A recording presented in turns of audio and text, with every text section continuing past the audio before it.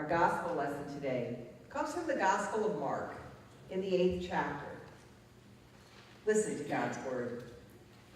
Now, when Jesus set out with his disciples to the villages of Caesarea Philippi, and on the way, he asked his disciples, "Who do people say that I am?" And they answered him, "John the Baptist. Others say Elijah, and others still say one of the prophets." And Jesus asked them, "But who do you say that I am?" Peter answered him, "You are the Messiah." And Jesus sternly ordered them not to tell anyone about him. Then Jesus began to teach that the Son of Man must undergo great suffering and be rejected by the elders, the chief priests, and the scribes, and be killed, and after 3 days rise again. He said all this quite openly, and Peter took him aside and began to rebuke him. But turning and looking at his disciples, Jesus rebuked Peter and said, "Get behind me, Satan, for you are setting your mind not on divine things, but on human things." Jesus called the crowd with his disciples and said to them, "If any of you want to become my followers, let them deny themselves and take up their cross and follow me. For those who want to save their life will lose it. And those who lose their life for my sake and for the sake of the gospel will save it. For what will it profit them if they gain the whole world and forfeit their life? Indeed, what can they give in return for their life?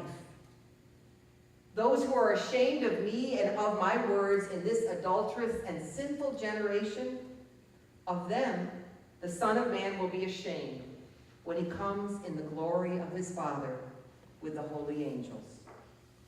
This is the word of our Lord. Thanks be to God. Let us pray.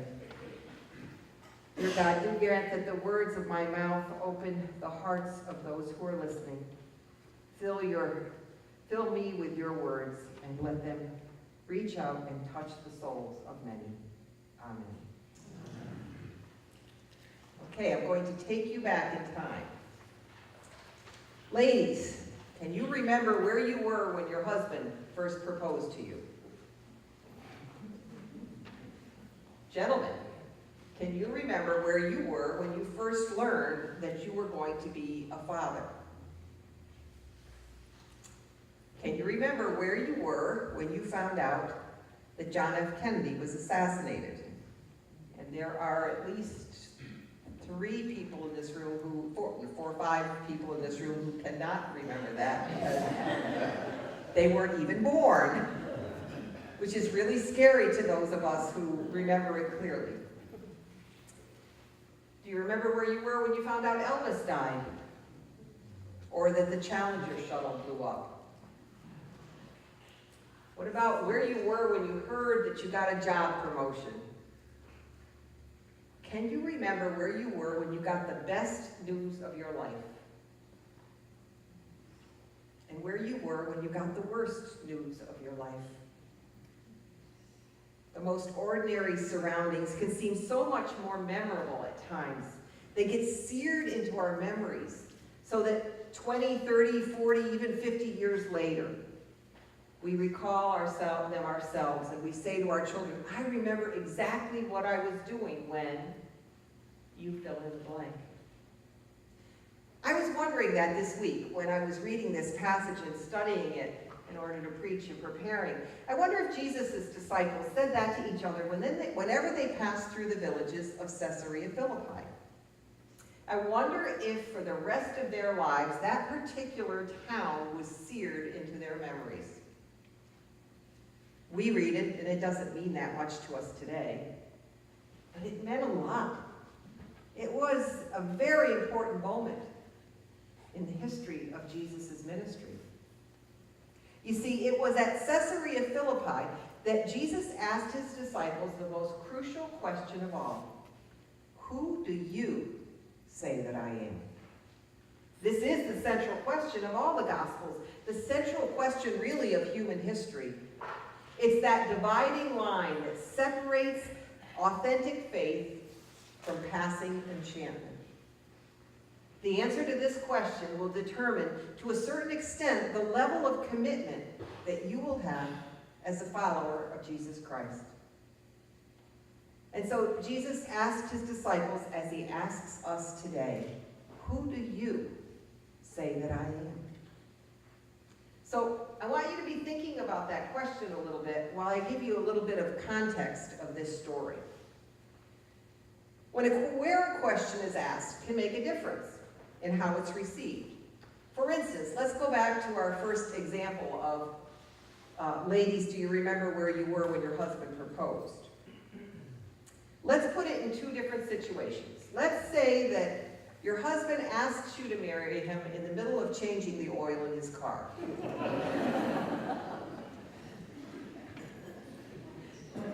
Versus in a hot air balloon flying over Paris. Now, that would be very romantic. And I would imagine that for some of us, we'd rather be proposed to while changing the oil in the car. But it's memorable, one way or the other. So I know that the place that things happen does make a difference. And in this case, it's critical. And that's why I want to spend a little time explaining that to you, because I think a lot of times we read the Bible and we really don't know what certain things mean.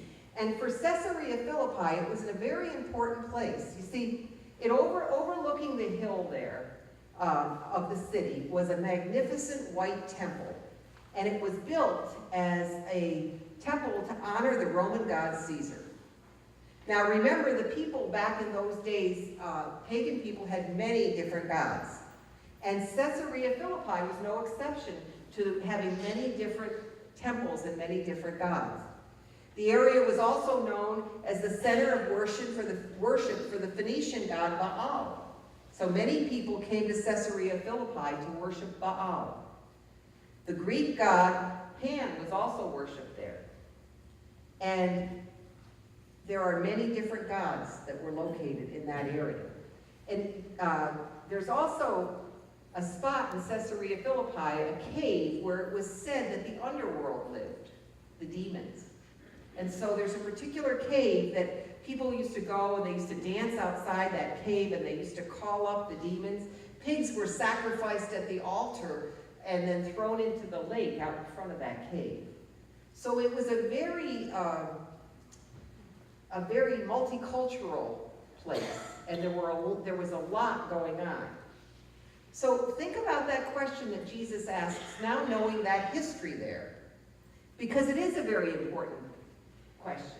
So the disciples are passing through there, and remember that the disciples were all very devout Jews, and they were warned their whole lives to stay away from uncleanliness, from the condemnation of the pagan lifestyle, and here they are in Caesarea Philippi. They're surrounded on all sides by evidence that their neighbors are worshiping other gods, and Jesus says to them, who do people say that I am? They weren't quite sure where he was going with that, but they say, well, some say you're John the Baptist, and others say Elijah, and still others say you're one of the prophets. Well, they're going in the right direction there, but now it's time to lay it all on the line. It's time to get right to the heart of the matter, and Jesus doesn't wait a moment. He says, yeah, but what about you? What about you? Who do you say that I am? I can imagine at that moment, all the heavenly hosts are holding their breath, waiting for that answer. There's a big pause, a silence in time. Time stands totally still, waiting to hear. And then, of course, it's headstrong Peter who says, you are the Christ. And I think the heavens shout, hooray! Well, it doesn't actually say that in the Bible. But what else could they have done? I mean, what else could they have done at that? They must have been excited. It must have been amazing, because Peter finally gets it. The plan that God was about to set into motion is begun. And now it's come to fulfillment. But Jesus doesn't stop with Peter's affirmation. So here you might have to know one other thing about gods at that time. You see, when you worshiped gods, there was always a sacrifice required. So no matter what god you worshiped, there was a sacrifice that had to be given. And that was very common in Caesarea Philippi. So if Jesus really is the Christ, then what kind of sacrifice does he need? What does he ask for? And so he continues, and he says, he begins to teach them that the Son of Man must suffer many things, and then be rejected by the elders and the priests and the teachers of the law, and then he must be killed, and then on the third day rise again. Well, his disciples were not ready for that answer in any way, shape, or form. It was not at all what they expected. Remember that Christ is not a name, it's a title. Christ in Greek means anointed one, and in Hebrew it means Messiah. And so when we say Jesus Christ, we are really saying Jesus the anointed one, or Jesus the Messiah. And so the Jewish idea of Christ was a superhuman kind of conquering figure who would come and who would call all the children of Israel back together and restore to Israel peace and power and prosperity. So imagine the shock and the pain of the disciples that Jesus teaches them that the Messiah has already come. This was more than Simon Peter could handle. Hearing that Jesus would die and then rise again, he heard die, and you know how when you get a bad news, you hear that and you don't hear anything afterward. So when Peter said, and the Son of Man must be killed, he stops listening. But he continues and he says, and rise again after the third day. But Peter doesn't even hear that. So he calls Jesus aside and he says, he starts to rebuke him. He says, no, this is not going to happen. You got to stop talking. We can't have. And so that's why Jesus says to Peter, get behind me, Satan. You're thinking of things, human things, not divine things. You're not hearing what I'm saying. What kind of God would do that kind of thing? What kind of God would lay down his life and instead of asking for a sacrifice, be the sacrifice? It doesn't make any sense. It doesn't make any sense to anyone, especially the disciples. But that's the point of it. You see, that's what sets us apart from every other religion on this planet. We serve a God who does not ask for a sacrifice, but is the sacrifice. A few years ago, Rabbi Jan Goldstein had the opportunity to meet Mrs. Jihan Sadat, the widow of former Egyptian President Anwar Sadat. Now, in the beginning of Sadat's presidency, he championed the war against Israel. He was part of the destructive cycle of hatred and bloodshed that has stalked the Middle East for decades. But one day, Sadat said he just became determined to become a peacemaker. And so he wanted to break down the walls of violence and misunderstanding between the Egyptians and the Israelis. And he knew that members of his own political party would try to kill him if he started that peace process. And Mrs. Sadat recalled the day that Anwar told her he was going to go to Jerusalem to negotiate a peace settlement. She protested that the enemies would kill him, and he said, then I would have died for peace. His trip to Jerusalem was a historic moment. Some of us remember that. And it opened President Sadat's eyes to the possibilities of a peaceful future between the two countries. And Mrs. Sadat reported to Rabbi Goldstein that when her husband came back, he was energized and he was full of joy. And not long afterward, he was assassinated. The work of reconciliation requires sacrifice. It's true when we speak of reconciliation between nations. It's true when we speak of reconciliation between humanity. It's true when we speak of reconciliation in our own families. You know, there's families that have been bickering for years and years. Somebody has to make that first step. Somebody has to make that sacrifice. A sacrifice has to be made, and in our case, it's God who made the sacrifice. You see, without the cross, Christianity is just another pleasant philosophy that tells us to be nice to one another. But God so loved the world that he gave his only son. That is the good news. That's the dividing line between just saying you're Christian and the dividing line that causes people to work in the reconciliation that Christ laid down his life for on our behalf. So Peter takes Jesus aside and begins to rebuke him. But Jesus says, no, you're not thinking straight. You have no idea what you're talking about. Pretty strong words, but that's where the line is drawn. And there are a lot of Christians today who try to live the Christian life without believing in the saving power of the cross. That's what makes the difference, folks. That's what it's about. They're nice folks, but they are not going to have their lives changed by their faith.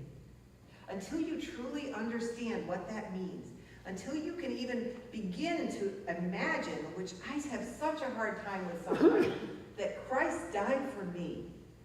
I can't imagine why he would do that for me, but he did. And until you wrap your head around that, your life is not going to change as a Christian.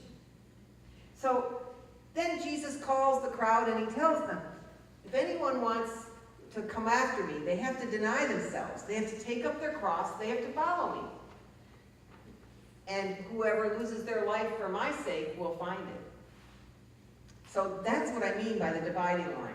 Some of you may have heard of or read some of Dietrich Bonhoeffer. He was martyred for opposing Adolf Hitler, and he spent a lot of time in concentration camps, and that's where he was killed. And he wrote a wonderful book called The Cost of Discipleship. And in that book, he talks about cheap grace. Cheap grace, he said, is the deadly enemy of the church. We are fighting today for costly grace. Cheap grace is grace that we bestow upon ourselves. Cheap grace is the preaching of forgiveness without asking for repentance. Cheap grace is baptism without church discipline. Cheap grace is grace without discipleship, grace without the cross.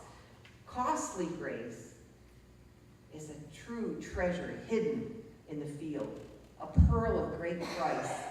It's the call of Jesus Christ which led the disciples to drop their fishing nets, get up, and walk away immediately and follow him.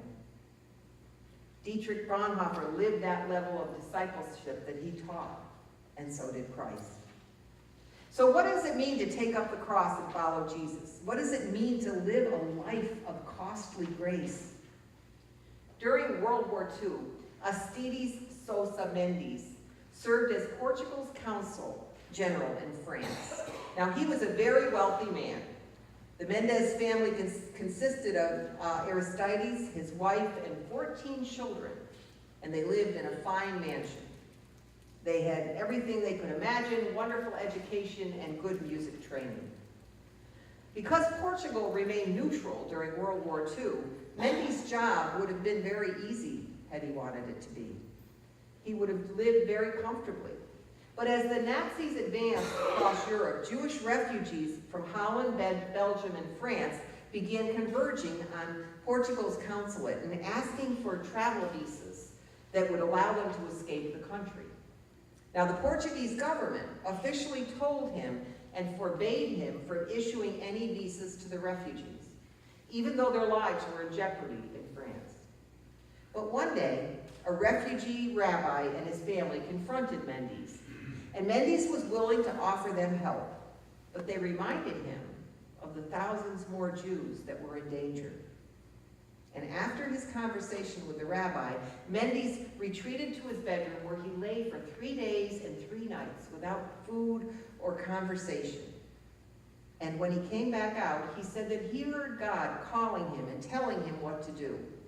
And he began to write exit visas by the hundreds and by the thousands for the Jews, offering them to the crowds that came in his door every day. And by the end of the month, he had written some 10,000 exit visas. The Portuguese government ordered him home. He was dismissed by the government and sued. Over the next few years, the Mendes family lost their entire fortune and they became destitute. By the early 1950s, they were being fed at a public soup kitchen in Lisbon that was run by the local Jewish community. Aristides Sosa Mendes heard the voice of God, and he took up his cross, and he did what he had to do. There is a dividing line in life. We are recipients of God's amazing grace, abundant, luxuriant grace. But it's not a cheap grace. It comes with a cost. Christ laid down his life to obtain it for us. We, in turn, are called to live lives that honor that sacrifice. We are to live responsible, accountable lives that bring honor to Christ. And if it means we suffer some things along the way, then so be it. That is what Christ did on our behalf. Amen.